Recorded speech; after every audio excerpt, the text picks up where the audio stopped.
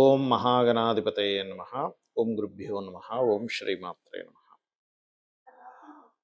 మేషం వారికి చూసుకున్నట్లయితే మేషరాశి వారు ఆ, మీ యొక్క రాశి నుంచి లేదా మీ లగ్నం అయితే ఇంకా బెస్ట్ అండి, గుర్తుపెట్టుకోండి. ఇక్కడ ఏంటంటే ఇవాళ రేపు మనం బయట కనుక చూసుకున్నట్లయితే బయట షేర్ మార్కెట్ అనుకోండి, బంగారం వెండి రేట్లు అనుకోండి, ఏమైనా సరే చాలా ఫ్లక్చువేషన్ గురవుతున్నాయి. ఇలా గురవుతున్నందుకు అసలు మీ యొక్క లగ్నం వారు ఏదైనా కొనాలంటే, ఏదైనా కొనాలన్నా, అమ్మాలన్నా, ఏదైనా ఒక డెసిషన్ తీసుకోవాలన్నా అసలు మన జన్మజాతకంలో అసలు ఏం చూడాలి అనే విషయాన్ని ఇప్పుడు తెలుసుకుందాం. అలాగే ఎవరు దేని మీద ఇన్వెస్ట్మెంట్ చేయాలంటే అసలు వాళ్ళ జన్మజాతకంలో ఏ గ్రహాల యొక్క స్థితిగతులను మనం అబ్జర్వ్ చేయాలి అనేటువంటి విషయాలు తెలుసుకుందాం. అయితే ఈ యొక్క అంశాలు చెప్తుంది నేనైనప్పటికీ చెప్పిస్తుంది సాక్షాత్ లలిత అమ్మవారిగా భావిస్తూ, ప్రధానంగా మీకు మీ ధనాధిపతి ఎవరు, ఎందుకంటే ఏదైనా మనం ఇన్వెస్ట్మెంట్ చేస్తున్నాము అంటే దేనికోసం చేస్తాము, నాలుగు డబ్బులు పెరగడం కోసం. అంటే మీ శుక్రుడు మీ ధనాధిపతి అవుతాడు. మీకు ఇన్వెస్ట్మెంట్ కారకుడు ఎవరు అంటే గురువు. ఓకే, మీ ఆలోచన కారకుడు ఎవరు, ఎందుకంటే ఇప్పుడు మనం చూడండి, ఎవరో ఏదో చెప్పారు అని చెప్పి మనం కొంటాం, లేదా ఒక్కోసారి మనంతట మనమే ఆలోచన చేసుకుంటూ ఉంటాం. ఇక్కడ ఏంటి, ఒక్కొక్కసారి సమ్ టైమ్స్ ఒకరు ఎవరో చెప్పడం వల్ల కొనడం వల్ల లాభం కలగవచ్చు, లేదా నష్టం కలగవచ్చు, లేదా మీకు మీరుగా ఏదైనా ఆలోచన చేయడం వల్ల కూడా లాభం వారు నష్టం కలగవచ్చు. దానికి ఎవరు అధిపతి అని తీసుకుంటే మీకు పంచమాధిపతి రవి అవుతాడు. ఇప్పుడు ప్రజెంట్ కేతు ఉన్నాడు అక్కడ, రైట్. ఇంకా అలాగే ఏదైనా సరే మనం చేసేది దేనికి, ఇన్వెస్ట్మెంట్ లాభం కోసమే. సో ఇక్కడ మీరు మీ యొక్క రాశి లేదా మీ లగ్నం వారికి ప్రధానంగా తీసుకోవాల్సిన జాగ్రత్తలు ఏంటి అని చెప్తానండి మీకు. మొట్టమొదటిగా ఆలోచనతో ప్రారంభం అవుతుంది ఎవరికైనా కూడా. ఏం పని చేద్దాము, ఇప్పుడు నాలుగు డబ్బులు ఉన్నాయి, మనం ఏం కొందాము, ఎందులో ఇన్వెస్ట్మెంట్ చేద్దామని. మీ యొక్క మేషానికి పంచమాధిపతి రవి అవుతాడు, ప్రజెంట్ కేతు ఉన్నాడు. మీకు సరైనటువంటి డెసిషన్ తీసుకోవాలి, ఎందుకంటే ఇప్పుడు ఉండేటువంటి కండిషన్ ఏంటంటే అసలు ఏం డెసిషన్ తీసుకోవాలి, ఇప్పుడు అమ్మనా కొననా, అసలు పెరగబోతుందా తరగబోతుందా. సడన్గా ₹1,00,000 ఉండే వెండేమో సడన్గా 4,25 దాకా వెళ్ళిపోయి మళ్ళీ 3,25 3,20 వరకు వచ్చేస్తున్న సిచ్యువేషన్స్. అలాగే గోల్డ్ కూడా అంతే. ఎప్పుడో 80,000 90,000 ఉండేటువంటి గోల్డ్ ఒక్కసారిగా 1,80,000 దాకా వెళ్ళిపోయి మళ్ళీ వెనక్కి వస్తుంది, ఒక 20,000 అట్లా తగ్గడం అనేది జరుగుతుంది. దీనివల్ల ఏమిటి ఈ పరిస్థితి, అసలు ఏంటి అని చెప్పి చూసుకున్నట్లయితే ఎప్పుడైనా గుర్తుపెట్టుకోండి, మీ యొక్క మేషం వారు మీకు సరైనటువంటి నిర్ణయం కావాలి అంటే మీరు సూర్యుడిని, గణపతిని ఆరాధన చేయండి. దీనివల్ల ఏమవుతుంది అంటే, సూర్యుని గణపతిని ఆరాధన చేయడం అంటే ఏంటంటే సూర్య నమస్కారాలు చేసుకోవడము, గణపతికి గరికతో పూజ చేయడం. దీనివల్ల మీ డెసిషన్ మేకింగ్ ఏదైతే మీరు డెసిషన్ తీసుకోవాలో ఆ డెసిషన్ పర్ఫెక్ట్గా పనిచేస్తుంది అక్కడ. ఎస్ అంటే అక్కడ దాకా వెళ్ళి కూడా అక్కడ ఇంకో డెసిషన్ తీసుకుంటారు. అది ప్రకృతి ఇచ్చేటువంటి డెసిషన్. ప్రకృతి అంటే అమ్మవారు కాబట్టి అమ్మవారే మనకి ఒక డెసిషన్ ఇస్తుంది. అలాగే మీకు వ్యయాధిపతి గురువు కాబట్టి గురువు ఎక్కడున్నాడో చూసుకోవాలి మీ జన్మజాతకంలో మేషం వారికి. ఎందుకంటే వ్యయం అంటే ఇన్వెస్ట్మెంట్ కారకుడు ఎక్కడున్నాడు. అలాగే మీకు ధనాధిపతి శుక్రుడు ఎక్కడున్నాడు. శుక్రుడు కనుక మీకు ఎంత బలంగా ఉంటే ఇవాళ రేపు మీరు ఏదైనా కొన్నా కూడా మళ్ళీ తర్వాత ఫ్యూచర్లో మళ్ళీ ఆటోమేటిక్గా పెరుగుతుంది. కాబట్టి గురువు పాడయ్యాడా బాగున్నాడు. గురువు కనుక పాడైనట్లయితే మీరు ఎట్టి పరిస్థితుల్లో గురువారాలు ఇన్వెస్ట్మెంట్ చేయడం వల్ల ఇబ్బంది పడతారు. గురువు బాగున్నాడు అనుకోండి, మీ జన్మజాతకంలో బాగుండడం పాడవడం ఎలాగా అంటే, గురువు ఓన్ హౌస్లో ఉన్నాడా, మిత్రక్షేత్రాలతో ఉన్నాడా, శత్రుక్షేత్రాల్లో ఉన్నాడా చూసుకోవాలి. లేదంటే గురువు నిజంగానే పాడయ్యాడు, అప్పుడు ఏమిటి పరిస్థితి అంటే లాభాధిపతిని చూడాలి మీ మేషం వారికి.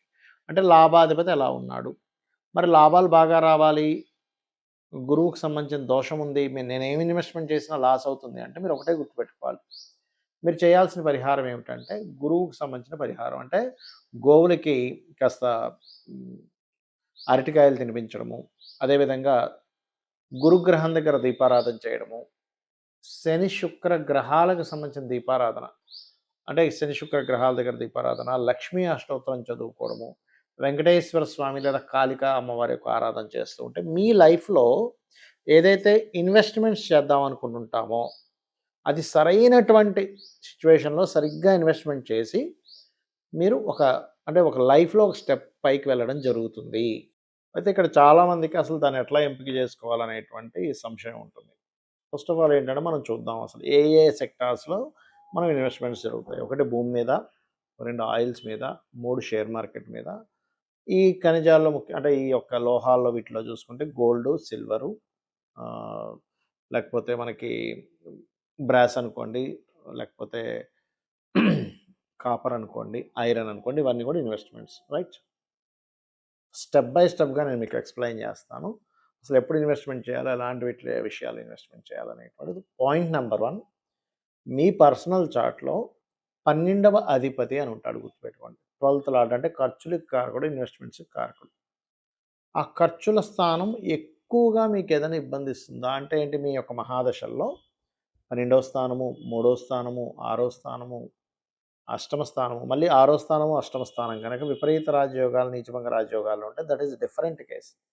ఇక్కడ ఎగ్జామ్షన్ ఏంటంటే విపరీత రాజయోగాలు, నీచభంగ రాజయోగాలు ఉన్నప్పుడు ఆటోమేటిక్గా మీకు కలిసి వస్తుంది, రైట్? అవేవీ కాకుండా 12, 3, 6 ఇస్తున్నటువంటి మహాదశలు, అంతర్దశలు మీ జన్మజాతకంలో ఏదైనా నడుస్తున్నాయి అంటే ఆ టైంలో మీరు ఎట్టి పరిస్థితుల్లో ఇన్వెస్ట్మెంట్స్ చేయకూడదు. ఇది పాయింట్ నెంబర్ 1. మహాదశలు, అంతర్దశలు, ప్రత్యంతర్దశలు ఏదైనా కానీ. రెండో పాయింట్ ఏంటంటే ఈ స్థానాల మీదకి ఏదైనా పాపగ్రహ సంచారం జరుగుతుందా ఈజ్ ఆల్సో మోస్ట్ ఇంపార్టెంట్. అంటే కేతువు కానీ, శని కానీ, నీచబడిన గ్రహం కానీ అక్కడికి వచ్చినప్పుడు మీరు చేసే ఇన్వెస్ట్మెంట్ డమ్మీ ఇన్వెస్ట్మెంట్ అయిపోతుంది. కొంతమంది చూడండి, అయ్యో అతను 90,000 ఉన్నప్పుడు పెట్టాడటండి, ఇప్పుడు 1,50,000, 1,80,000 అయిపోయింది, భలే వచ్చింది మనం పెట్టేసరికి అప్పుడు తగ్గుతుంది.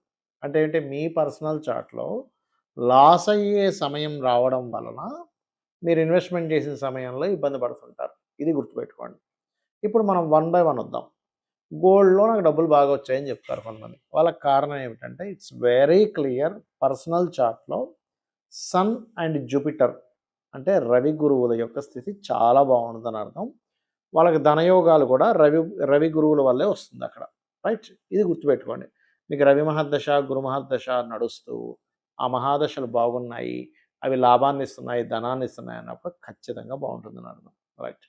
ఇక రెండవది, సిల్వర్ మీద పెట్టామండి బాగా డబ్బులు వచ్చాయంటారు, అప్పుడు చంద్రుడు బాగున్నాడని అర్థం. ఇది బాగా గుర్తుపెట్టుకోండి. ఇక మూడవది, నేను కాపర్ కొన్నానండి, కాపర్ కొనడం నుంచి బాగా డబ్బులు వచ్చాయి, లేకపోతే ల్యాండ్ తీసుకున్నాను, అక్కడి నుంచి నా లైఫ్ చాలా అద్భుతంగా ఉందంటారు కొంతమంది. అంటే దానికి కారణం ఏంటంటే మార్స్ బాగున్నాడని అర్థం. మీ జన్మజాతకంలో కుజుడి యొక్క స్థితి చాలా బాగుందని మీరు అర్థం చేసుకోగలగాలి. అలా కాకుండా ఒక్కొక్కసారి ఏమవుతుంటుందంటే వారికి ఐరన్, ఆయిల్స్ మీద ఇన్వెస్ట్మెంట్ చేస్తూ ఉంటారు. వాళ్ళకి బాగా కలిసి వస్తుంది ఆ టైం అనేది. దానికి కారణం మనం అందరం భయపడేటువంటి శని భగవానుడు బాగున్నాడు అర్థం. ఎందుకంటే ఐరన్‌కి, ఆయిల్‌కి శని కారకుడు, గుర్తుపెట్టుకోండి. ఇవన్నీ కాదండి, నేను షేర్ మార్కెట్‌లో డైలీ ట్రేడింగ్‌లో సంపాదిస్తున్నాను ఒక వ్యక్తి అంటే 99 మంది నేను పోగొట్టుకున్నాం అంటారు. దానికి కారణం ఏమిటంటే 2, 5, 8, 11 కాంబినేషన్ ఉంటూ నీచభంగ రాజయోగము లేదా విపరీత రాజయోగం ఒకటి బాగా ఉందంటే వాళ్ళకి ఖచ్చితంగా షేర్ మార్కెట్‌లో పనికొస్తుంది. అది చాలా రేరెస్ట్ కాంబినేషన్ కాబట్టి మీరు మార్కెట్‌లో ఒక 5 మంది సంపాదించుకుంటే 95 మంది లాస్ అవుతుంటారు. దీనికి చాలా కారణాలున్నాయి. ఒకటి, అవేర్‌నెస్ సరిగ్గా లేకపోవడం. అంటే షేర్ మార్కెట్ ఏంటో తెలియకుండా ఇన్వెస్ట్‌మెంట్ చేయడము. అసలు వాళ్ళ జన్మజాతకంలో దీనివల్ల డబ్బులొస్తాయో రావో తెలుసుకోకుండా ఇన్వెస్ట్‌మెంట్ చేయడాలు. ఇంకోటి, వాళ్ళకి లాస్ అయ్యే సమయాల్లో షేర్ మార్కెట్ మూలంగానే ధనం పోతుందనే జాతకం అని తెలియకుండా ఇన్వెస్ట్‌మెంట్ చేయడం. ఇది ముఖ్యమైనటువంటి కారణాలు. అయితే ఇక్కడ మీరు ఏ ఇన్వెస్ట్‌మెంట్ అయినా సరే మీరు ఎందులో అయినా సరే మీకు బాగుండాల్సిందేంటి, పంచమ స్థానం బాగుండాలి. పంచమం అంటే ఇంట్యూషన్, తెలివితేటలు, ఆలోచన, దాని మీద జ్ఞానాన్ని పెంచుకోవడము, నిర్ణయం తీసుకోవడము, ఇవన్నీ కూడా పంచమంలో ఉంటాయి. అందుకని మీరేం చేయండి, మీ లగ్నం నుంచి అంటే మేషం నుంచి మీనం వరకు తీసుకుంటే మీ పంచమాధిపతి ఎవరో తెలుసుకొని ఆ యొక్క గ్రహానికి, ఆ యొక్క దేవత, ఆ యొక్క గ్రహ అధిష్టాన దేవతకి మీరు ఎప్పుడూ చాంటింగ్ చేసుకుంటూ ఉండాలి. దీనివల్ల ఏమవుతుందంటే మీకు ఎన్నో ఆలోచనలు రావచ్చు. కానీ వచ్చిన ఆలోచనల్లో ఎక్కడ ఏ స్టెప్ తీసుకోవాలి అనేటువంటిది ప్రధానంగా మీకు అర్థమవుతూ ఉంటుంది, గుర్తుపెట్టుకోండి. ఇందులో ప్రధానంగా ఇప్పుడు మేషం వారికి పంచమంలో కేతు ఉన్నాడు. సో పంచమాధిపతి ఒక ఎత్తు అయితే గోచారంలో వచ్చేటువంటి గ్రహాన్ని అధిష్టాన దేవతకి చేసుకోవాలి. అంటే ఏంటి, కేతు ఉన్నాడు కాబట్టి కేతువుకి అధిష్టాన దేవత గణపతి. ఉదాహరణకి మీకు ఇప్పుడు మీరు చూసుకుంటే కనుక తులవారికి పంచమంలో రాహు ఉన్నాడు. అంటే రాహుకి అధిష్టాన దేవత ఎవరు అంటే దుర్గాదేవి. అదే వృశ్చికం వారికి తీసుకుంటే పంచమంలో శని ఉన్నాడు కాబట్టి ఏంటి, కాలభైరవుని చేసుకుంటూ ఉండాలి. అలా అసలు ఎవరున్నారు? ఇప్పుడు ఉదాహరణకి కుంభం వారున్నారు. కుంభానికి పంచమ స్థానాధిపతి బుధుడు గాని, పంచమంలో గురువు ఉన్నాడు కాబట్టి, దక్షిణామూర్తి యొక్క ఆరాధన గనక చేస్తూ ఉండడము, దత్తాత్రేయుడిని స్మరించడం, ఓం దిగంబర దిగంబర శ్రీ పాదవల్లభ దిగంబర అనుకుంటూ ఉంటే, మీ పంచమం అంటే ఆలోచనా స్థానం రాంగ్ రూట్‌లో వెళ్ళకుండా మిమ్మల్ని కాపాడుతుంది. కాబట్టి నేను చెప్పేది ఒకటే, మీ పంచమాధిపతి ఎవరు అనే దాని మీద చేయండి. అలా కాదండి మాకు లగ్నాల వైస్‌గా చెప్పండి అంటే, మేషం వారికేమో సూర్యుడు, వృషభం వారికేమో బుధుడు. అంటే మేషం వారు సూర్యభగవానుని, వృషభం వారు విష్ణువుని, మిథునం వారు అమ్మవారిని, కర్కాటకం వారు స్కందుడిని, అదేవిధంగా సింహం వారేమో దత్తాత్రేయుడిని, కన్య వారేమో వెంకటేశ్వర స్వామిని, తులవారేమో దుర్గాదేవిని, అలాగే మన కాళికా అమ్మవారిని, వృశ్చికం వారు దత్తాత్రేయుడిని, ప్లస్ ఇప్పుడు శని ఉన్నాడు కాబట్టి కాలభైరవుడిని, వృశ్చికం వారు ధనస్సు వారేమో మన నరసింహస్వామిని, మకరం వారేమో అమ్మవారిని, అదేవిధంగా అంటే లక్ష్మీదేవిని కూడా చేసుకోవచ్చు. కుంభం వారు విష్ణువుని అండ్ ఇప్పుడు గురువు ఉన్నాడు కాబట్టి దత్తాత్రేయుడిని, అండ్ మీనం వారు రాజరాజేశ్వరి అమ్మవారిని చేసుకోవాలి. దీనివల్ల ఏమవుతుందంటే ఇప్పుడుండే కండిషన్ ఏదైతే ఉందో, గ్రహాలన్నీ పంచగ్రహ కూటములు చిత్ర విచిత్రాలు జరుగుతాయని మనం చెప్పుకున్నాం ఆల్రెడీ చాలాసార్లు. చిత్ర విచిత్రాలు జరగడం కానివ్వండి, రకరకాల అప్ అండ్ డౌన్స్ అవ్వడం కానివ్వండి, వీటన్నిటి నుంచి మీరు రైట్ డెసిషన్ తీసుకోవడానికి రెమెడీ చేసుకోండి. అదేవిధంగా అన్ని రకాల లాభాలు ఉండాలంటే ఓం ఇంద్రగోప పరిక్షిప్త స్మరతోనా భజంగికాయ నమః అని మంత్రం చేయండి. అన్ని విధాలు బాగుంటుంది. శ్రీమాత్రే నమః.